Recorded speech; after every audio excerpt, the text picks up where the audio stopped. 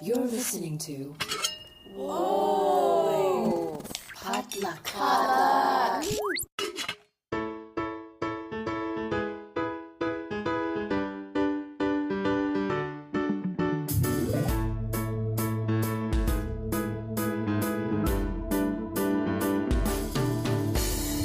And hey, welcome to Books and Boba, a book club and podcast featuring books by Asian and Asian American authors. My name is Marvin Yue. And I'm Rira Yu. And we are here today for our final mid-month book news check-in for the year 2025. Rira, we've made it to almost the end of the year. There's only 2-ish weeks left. Yeah, true. I don't know if you saw the news today, but apparently America is doing a Hunger Games. Like, for real? Like a what? Like we're a sanctioned death game, or like some sort of not a sanctioned Eurovision death thing? game. So there's this video that's being passed around online of like Trump doing his speech, and he's saying like, "Oh, we're gonna do an unprecedented 4-day like athletic event where we have one man and one woman from each state and territory participate, and it's going to feature like the greatest high school athletes in America." And like everyone is like freaking out because they're like, what in the Hunger Games is this happening? Like, and he's calling it the Patriot Games too, so it's like this Patriot is weird. Games sounds just like a death game. Like this is exactly. So we're just like, why are we doing this? Who let him watch the Hunger Games movie before bed last night? I mean, this is just like bread and circuses, right? This is just distracting the populace with sports when shit's going down. And like, you know, there's been a lot of distraction this week. But, you know, we're not a political commentary podcast, although we do commentate on political things because... To be fair, Hunger Games is a book, so it's tangential. Reading is political. Stories provide points of views to help us better, you know, formulate our own points of views. And as we've learned time and time again throughout this life, if you have a point of view, you have politics. Yeah. Also, it is National Twins Day. So... Oh, is it? Yeah. So happy National Twins Day to your twins, Marvin. Yeah, I'm going to go give them both a high five when I finish this recording. I received your Christmas card with like your twins meeting Santa for the first time. And I was like, oh, it's so cute. It went just as well as you would expect. My son did pretty well. My daughter, though, she did not trust that sus old man. You know, she was definitely not happy to be left on his lap. It's a man dressed in all red and like a big bushy white beard. I can see why she thinks he's sus. So, yeah. Yeah. Well, I'm glad you got our first holiday card. I think for our Patreon supporters, I'll shoot you guys a copy of our Santa pictures because it is very cute. It is very cute. And I guess speaking of our Patreon supporters, this podcast is supported in part by our listeners over on Patreon. So if you've been enjoying our podcast and want to become a bigger part of our book club, head on over to patreon.com/booksandboba, where as an official Patreon supporter, you can access to our members only Discord server where you can talk to us and fellow book club members in real time about all sorts of topics, including our monthly book club picks. And if you join us at the Honey Boba level, you also gain access to our monthly bonus podcast Boba Chats, as well as the opportunity to help us pick a Patron's Choice book club pick once per quarter. And our upcoming January pick will be a Patron's Choice. So if you join now, you can put in your vote to choose what book we read to kick off 2026. And I think you gave out a prompt, Marvin, for our 2026 January pick, like any book that you guys were meaning to read, like, you know, knock it off your bucket list. So if you have any that you would like for us to read for book club that you've just kind of been like, oh, I haven't had the chance to read this yet, or I've been meaning to read this and I just been putting it off, now is a good time to pitch those books to us. Yeah.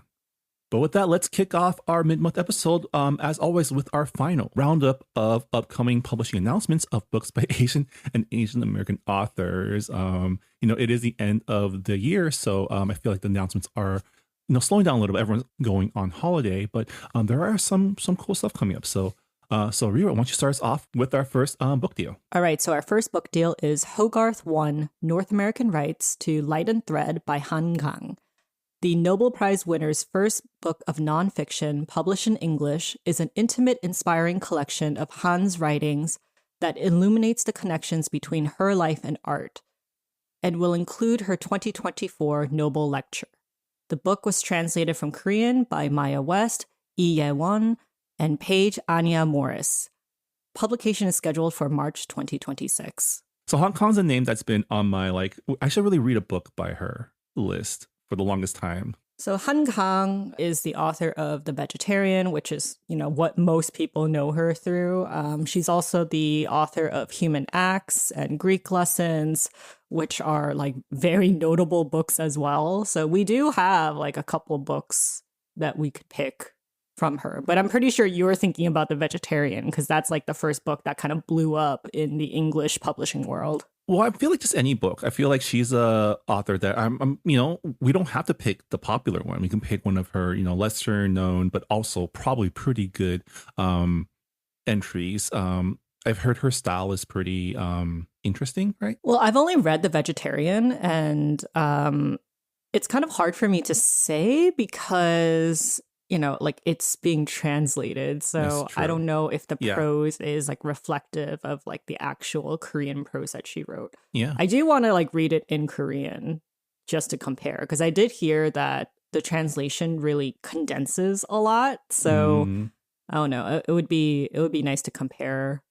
the two texts. Yeah. So it sounds like this release will be a collection, kind of like a short story memoir collection. I feel like we've read a couple of those before, right? Yeah. But it's always interesting to hear how an artist like gets their ideas and how they like develop it into actual like concrete, like tangible art. It's always interesting to get into an artist's mindset. So I do want to pick this up. Yeah. Well, congrats to Hong Kong and to all of her translators for the book deal. All right, next up, Flatiron preempted North American rights to When We Swallowed the Sea by Janet Hong. The literary translator's debut novel is a contemporary Korean family saga narrated across 3 generations and centers on a young woman from a long line of Hanyo, forced to leave home after a tragedy shatters her family, as well as her decades-long search for belonging. Publication is planned for May 2027. So, Rira, are you ready for another multi-generational Korean family epic? Always ready, and I am glad that Pachinko has paved the way. I do love how we are getting more stories about like Haenyos, who are like the mermaids in Jeju Island, who it's like these women who are now elderly, but it's a women profession where they these are the divers, divers. Right? Yeah, these are the divers who don't use any equipment and they just have lung capacity for days and go collect seafood that is actually like really difficult to collect and quite dangerous.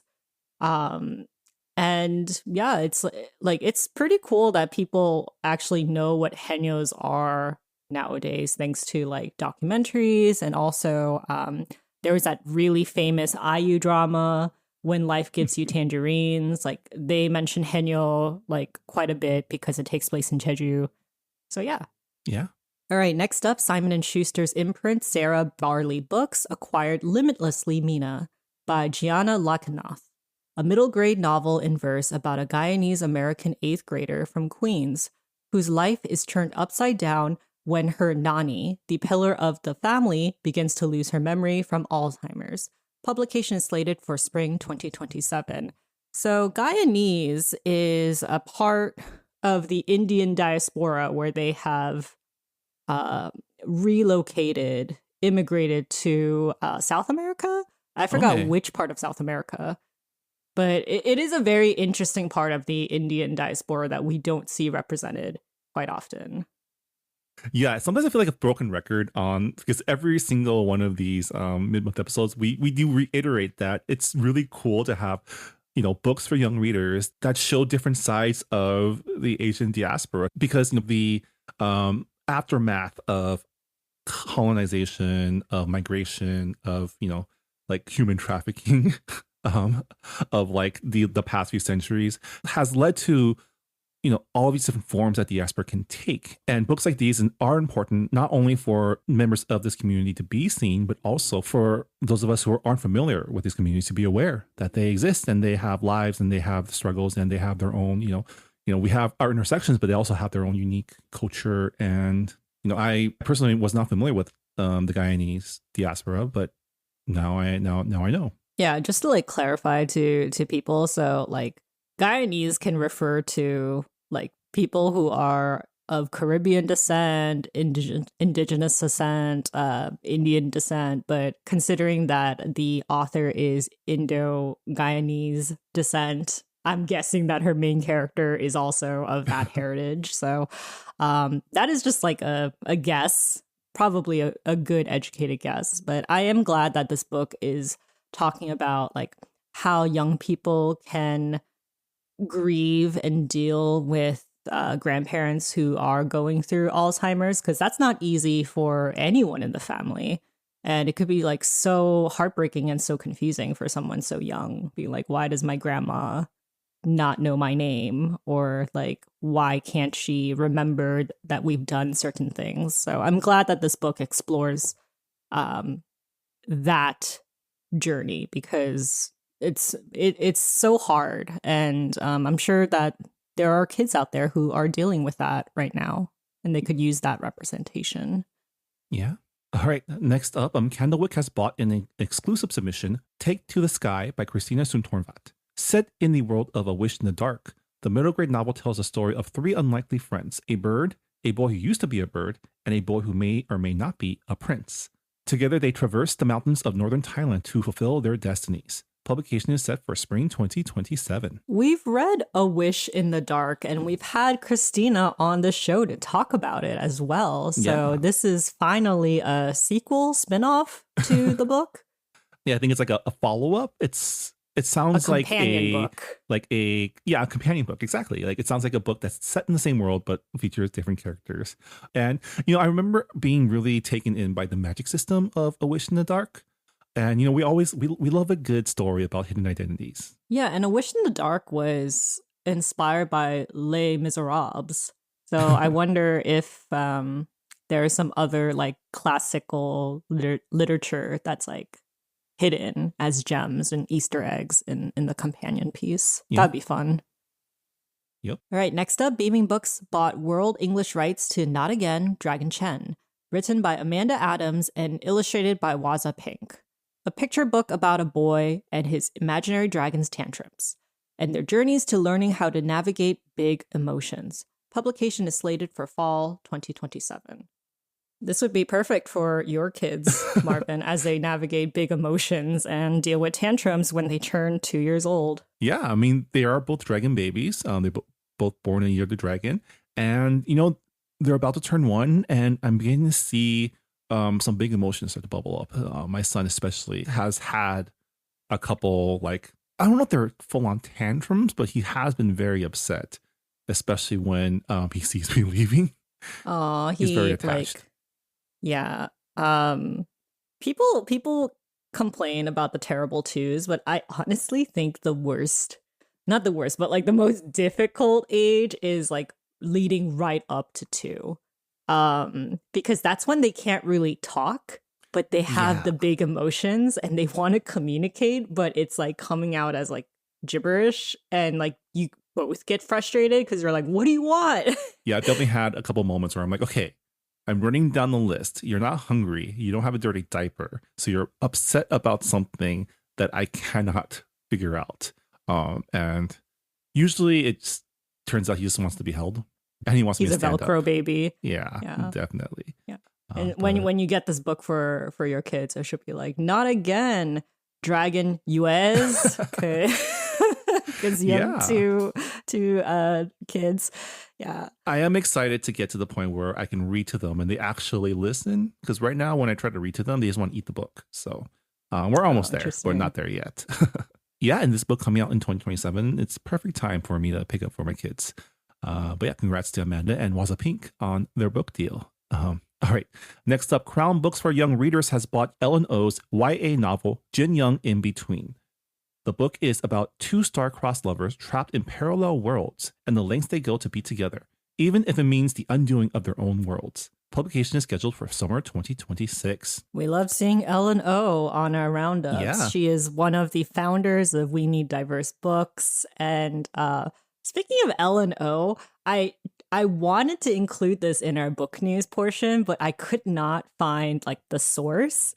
But she had posted on Threads about how she was kind of baffled that people were being mad at a Korean American author who was complaining about a white author who was kind of pretending to be Korean to write K-pop inspired not fanfics. I mean, might as well have been fanfics, but like K-pop inspired fiction. And I was like, okay, who is this? And I was like trying to find who the actual like where the source came from, and I could not find it. So I do remember there was some like either Book Talk or Bookstagram like kerfluffle following K-pop Demon Hunters, where I think an Asian author or an Asian bookfluencer preemptively pleaded for white authors not to do that.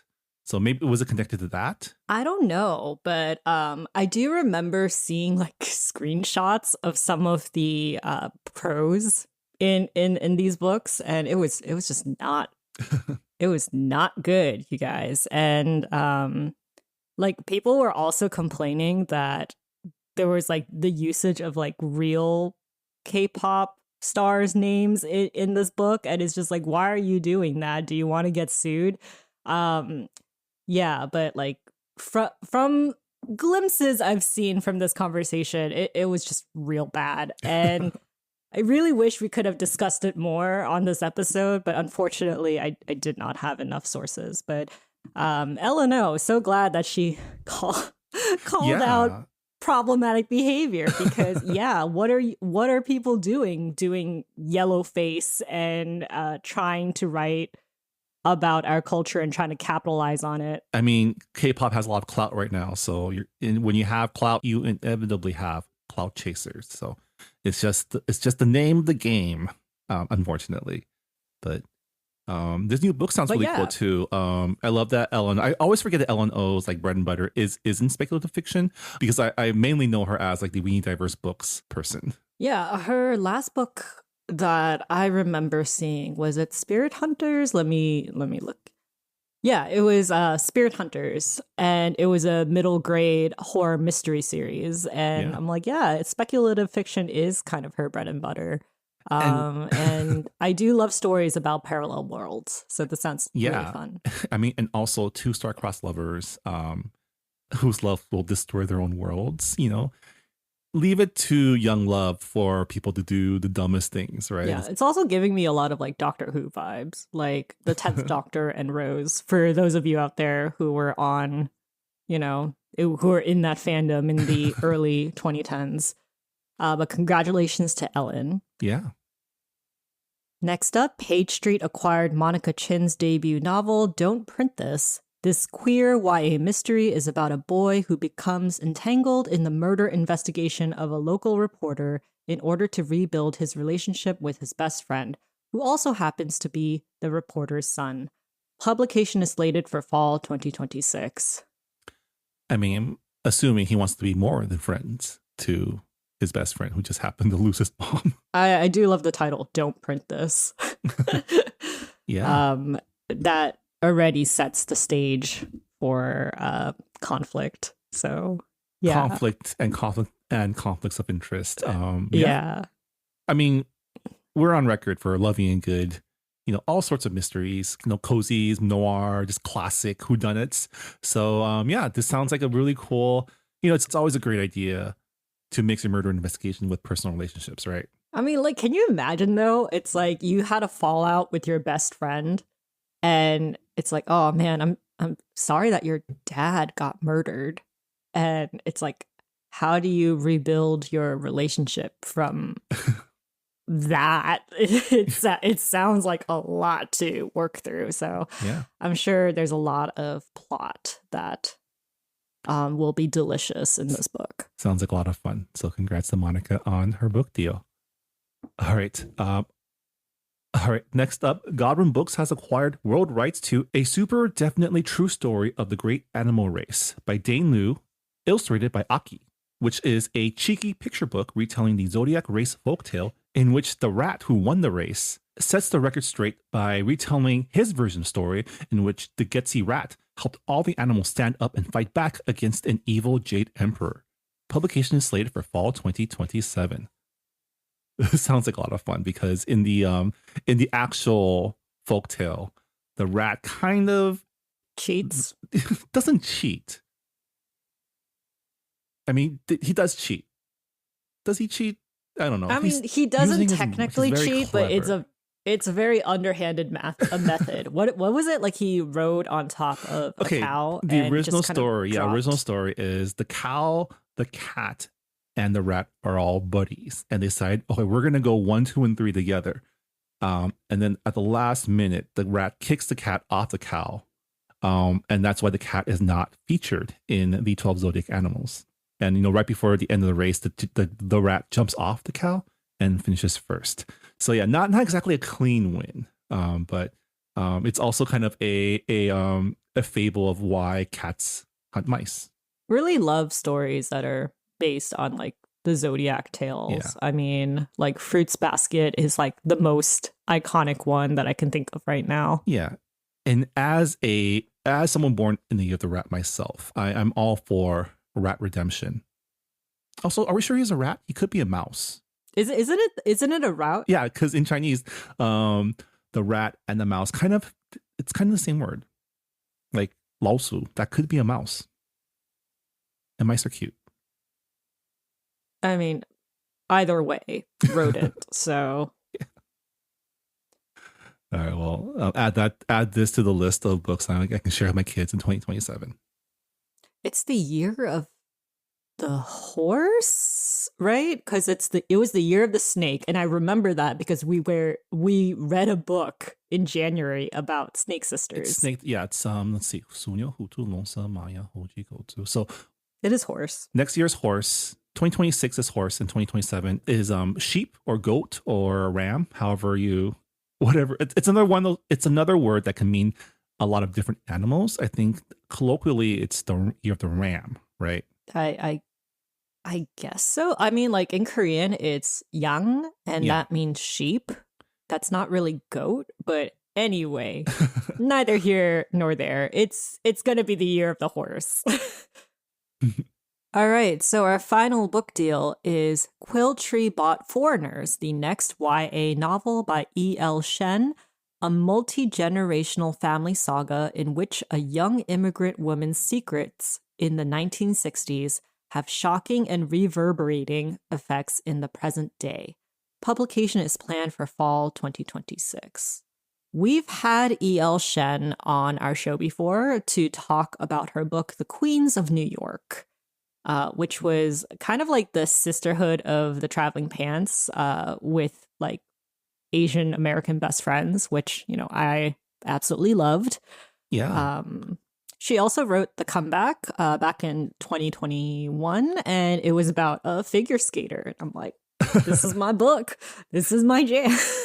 Yeah, just a seasoned author of YA girl coming of age stories. And, I do love that this is our second multi-generational family saga. I think this time, based on the description, I want to say it's a Asian American multi-generational saga. 1960s. What happened during that time period in Asian American history? That is the time period of the Immigration Naturalization Act. A lot of people came to the States. That's when my family immigrated to the States. Yeah, you're correct. That's when like a fresh wave of immigrants came after that act got repealed.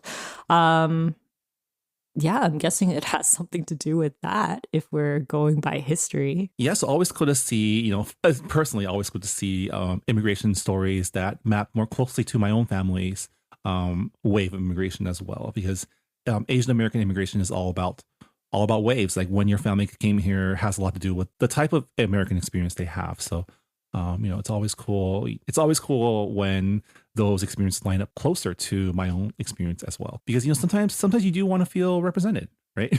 Yeah, and I feel like we're right on like the money when it comes to like this particular point in Asian American history, because the book is called Foreigners. Yeah. So I'm guessing that these women who are immigrants, they are being seen as the enemy, as foreigners. So, I mean, that's just a lucky guess. But congratulations to E.L. Shen on another coming of age novel. Okay, so we are going to move on to book news. And to be honest, we don't have a lot. However, a big discussion topic that's been happening every single year, and it happened again this year. People are talking, complaining, debating about other people's reading goals, and this time it kind of blew up because of a book talker. So I'm not going to name names because obviously, I don't want people to get lynched in the online communities. But if you guys like want to know more details, I'm sure you can find it. So a specific book talker made a video, and the video had like the text, "Me getting on book talk only to hear people legitimately say their reading goals is 100 books a year," in all caps. And there were a lot of comments, and one comment that kind of like kickstarted this shitstorm was an author, actually. So it was an author who commented saying, "Don't get them riled up, they'll come for you. They are either 1, literally reading all the time versus any other hobbies. 2, stay-at-home moms who audiobook a lot. 3, students. 4, jobless. 5, neglecting something in their lives. I found it's nearly impossible to hit those numbers if you have a full-time job, also have other hobbies, also have other obligations, also have a social life, also exercise, and live a balanced lifestyle. Something's gotta give." And of course, the backlash came in hard because, like, I just feel like lately reading has kind of been demonized as like a performative hobby. And because there's a lot of like talks about like anti-intellectualism these days, like people are just like, oh, there's no way people can read that many books or whatnot. But actually people do, and I don't understand why like people are getting upset that other people are reading more than you. It's not a competition, it's literally a leisure hobby. And I think I don't know, it's really scummy to put down people who read as a hobby as like people who have no social lives, because that's obviously not true. And there's nothing wrong with being a stay-at-home mom who audiobooks. That's how a lot of people get their reading done in between chores. Audiobooks are considered reading. It's reading that is made more accessible to people. People read during their jobs. A lot of jobs have downtime. So like a lot of these are, I don't know, just not true. And a lot of people on the internet are also like on my side on this, on yeah, maybe they read more than you because they read more than you. Some people read more because they don't scroll, or they just read faster. Like it also depends on like what type of books you read. So Yeah, I don't know. Yeah, I am amazed. I'm more amazed at people who can read 100 books in a year, because I feel like we read a lot for this podcast, but I understand that like 1 or 2 books a month, if you're a true reader, is like a leisurely pace, right? I don't know. I feel like it's never a good idea to disparage a ton of people on the internet with like generalizations. Like that's, you're just asking for like, it's just not a nice thing to do neither. Like, everyone has their own, like if someone has a goal of 100 books a year, all power to them. And books can be like, novellas can be a book. Also, like 100 books, like people think that's a lot, but it really isn't. It's reading like 2 books a week. And considering that like an average novel is around like 200 to 250 pages, it's it's quite doable, especially when you have like, you know, downtime at work or you're reading before bed. And I don't know, like, I really don't like this idea of shaming people for spending all of their time on their hobbies because we don't really say that about people who crochet or people who binge TV shows for like 2 weeks. Like, it's just like, why are you criticizing someone on how they use their leisure time? And also reading is a really good hobby because it helps like stimulate your brain and also prevents it like slows down Alzheimer's. Like it's been proven in a study. It helps people be you know like culturally aware and political. It depends on like what they read too. So it's just like, I don't think 100 books is a lot, but I'm also saying that as someone who has read 100 books a year in my life. Yeah. This time around, not so much. This time I think I read about like 40-ish books, which is not a lot at all. And really, like, if you listen to audiobooks as well, most audiobooks, like for an average 200 to 250 page novel, it's around 8 hours of listening time. So if you speed up your audio narration speed, that's like around what, maybe like 6 to 7 hours that you could like shave it down to. And it's really not that much if you listen to it throughout the day. Yeah. I mean, the last few books that we've read for the book club, I've read through audiobook just because this is the only way to get any reading done, because I am one of those moms, I guess, who reads via audiobook at home. And, you know, I usually listen to anywhere between 2 and 2.5x, depending on the narrator. And those books typically is, 5 to 6 hours to complete. So that's an afternoon, to be honest. Like, yeah, you only need to read 2 of those a week, every week, to reach like 100. Like, it really isn't that hard when you make it your main hobby.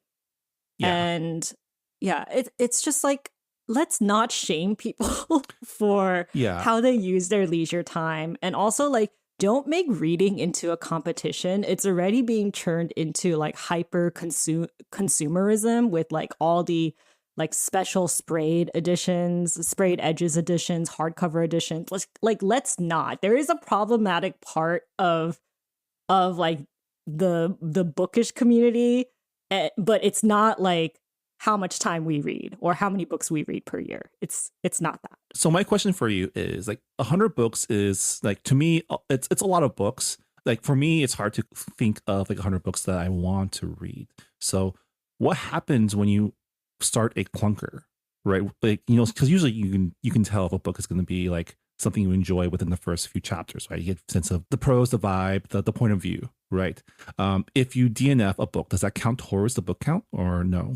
It honestly doesn't matter. Like, no one is policing you. I mean, these people on the internet think that they're policing you, but really, like, you can do whatever you want with reading goals. I don't like putting a reading goal on myself specifically because it just causes a lot of unnecessary stress.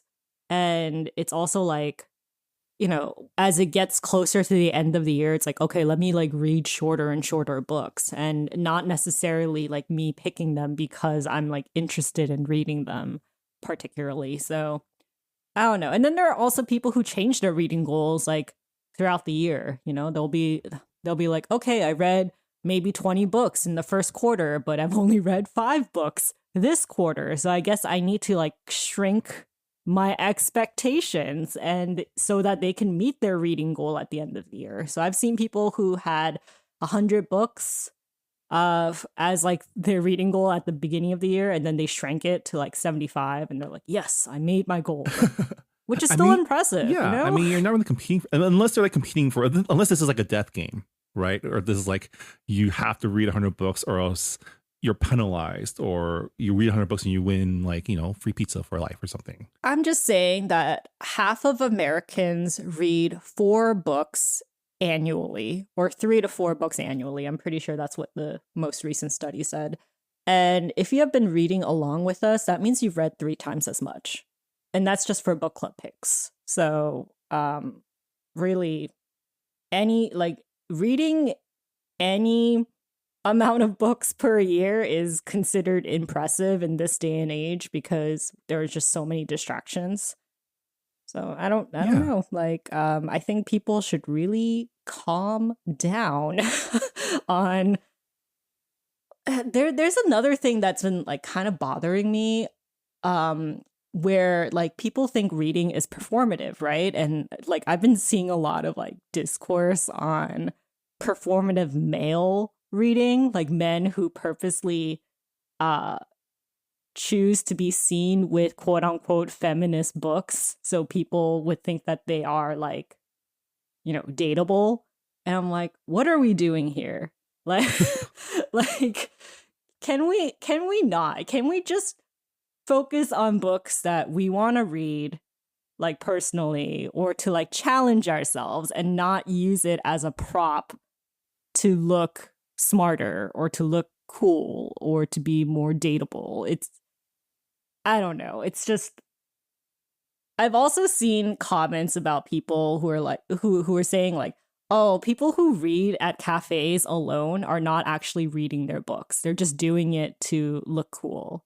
Like they're doing it for the aesthetic. And I'm like, I'm sorry that you came into this community late, but people actually do read at cafes and do read alone in public because they just want a scene in a change in scenery, or they're just trying to kill time. Like, why are we policing people like this? I mean, I feel like this is more of a generational thing. We're veering into like this type of conversation we typically have on Boba Chats, but I feel like it's third spaces, right? A place outside of home and work where you can hang out with friends or just, you know, chill, read a book, browse online, have a coffee. It feels like that's kind of like a millennial thing, right? And, you know, as with all millennial things, people like to poo-poo on it. But it really does feel like third spaces are, because I have noticed that some of the boba places I go to, they're getting rid of their seats. Like it's only a counter now because you go in, grab your drink and leave. And that's kind of the interaction there. So I wonder if it's like the concept of third space is just not as popular or familiar. Yeah, maybe. Or I don't know. Like, I think with social media these days, everything is like so curated and people think that you do that in real life. And I'm like, no. Like, I mean, I'm certain some people do that. Like they like dress themselves, they act a certain way so that they come across as like this persona in real life. But chances are your persona is online and you just go about your life as like a real person during the day. I thought the only times I like judge people for reading in public is like if the book that they're reading is particularly bad or it's like, what are you doing reading A Little Life by Hanya Yanagihara like on the train? Like, don't you know that it is a very depressing tome of a book? Like, what are you doing reading this on your commute? Do you want to like feel depressed for the rest of the day? But I don't go up to those people and tell them like, hey, what are you doing? Yeah, you don't want to yuck someone's yums. Maybe they like to feel depressed on the train. Maybe it's just their vibe. Like, you know what will make this train ride more awesome is if I cry. Yeah. Also, like people who read romance books, like out in public. I feel like I've been seeing more of them because, like, I mean, I know there are complaints about adult romance novels having like cartoonish covers because people think that they're YA and they're not. They have like a lot of sex scenes. And it's just like, oh, I see people reading those books in the wild and like no one knows any better because they think that they're reading YA or like some kind of romance book. But I'm like, I know what you're reading. Yeah, but some of us know better. You're reading Heated Rivalry. Like I mean, it is like, a hot, like the TV show is pretty popular. So maybe, you know. Well, now it's popular. But like people who did not know about it before, like, you know, it just looked like a rom-com book, right? But it's like, I know what you're reading. like And then when you give them a little nod, say, I'm on to you. And that's how No, we don't make formed. eye contact. No. We don't shame each other. We don't out each other in public. Just no. But yeah, it's just I don't go up to those people and say, what are you reading? Like, what are you doing with your life? Oh, it's so performative. Like, let's not do that to people. Like, I mean, I'm just glad that people are reading out in the wild, even if it's a Colleen Hoover book. Because it's like yeah, I mean, I think that's where we ultimately fall on. It's like let's not judge people for reading. And I think it's great to have people with grand reading ambitions. Like, go read 100 books. I hope they're all good. Yeah, and also like it could be a very bad hobby. It's just reading. It's harmless. Yeah. Like, yeah. All right. I guess with that'll do it for this final edition of the Books and Boba Mid-Month Book News Check-In for 2025. Thank you so much for sticking with us throughout the year, and looking forward to all the great book deals coming up in the next year as well. And yeah, if you listen to this and have your own reading goals, let us know what they are on Discord or Goodreads or wherever you want to reach out to us. But Rita, before we call it an episode, can you please remind our readers what we are reading for book club this month? Yeah, so we are reading Blackmail and Bibinka by Mia P. Manansala, and it is the third book in the Tita Rosie's Kitchen Mystery series. So we've had Mia on the show before to discuss her book, Arsenic in Adobo, and I really like that book. I love murder, so so this was my pick for December because this actually takes place during the holidays. So a cozy holiday crime novel. Just what the doctor ordered. And we're having a great time discussing this book on our Discord. So if you are a Patreon supporter, be sure to join us on there to talk about Blackmail and Bibinka.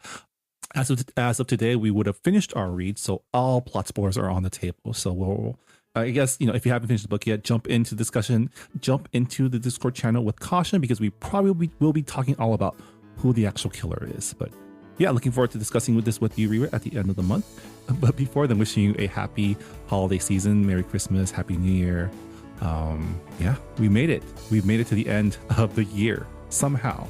And then it's gonna start all over again. Can you believe it? Wow. All right, well, that's for future Marvin Reba to worry about. All right, well, thank you so much for listening to Books and Boba, and we'll see you all next time. Bye, everybody. Bye. Thanks for listening to Books and Boba. This podcast was hosted by Marvin Yue and Rira Yu, and edited and produced by Marvin Yue. Follow the book club on Twitter and Instagram by going to @BooksandBoba, and engage with us on Goodreads on our Goodreads group. You can also check out past episodes of the podcast by going to booksandboba.com and by subscribing to us on your favorite podcast app. Don't forget, you can support Books and Boba and Asian American authors by purchasing books at our bookshop.org account. Check out the link in our show notes and also at booksandboba.com. Books and Boba is a proud member of the Potluck Podcast Collective, a collective of Asian American hosted podcasts featuring unique voices and stories from the Asian diaspora. Learn more about the collective and check out our fellow Potluck shows by visiting the website podcastpotluck.com. Thanks for listening.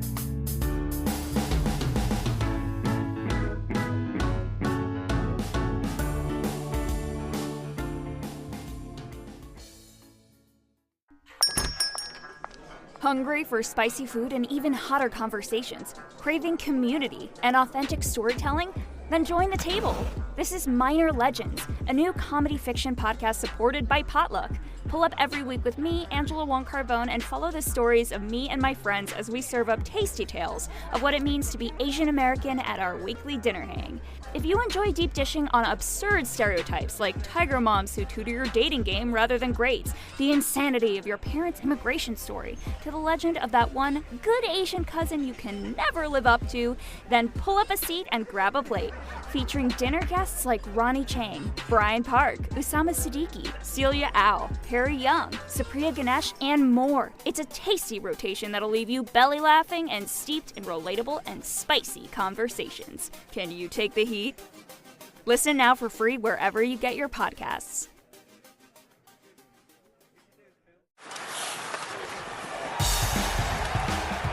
Hey, sports fans.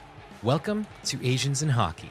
You may not realize it, but there's a rich history of Asians and AAPI folks who have contributed to the legacy of the greatest game on ice.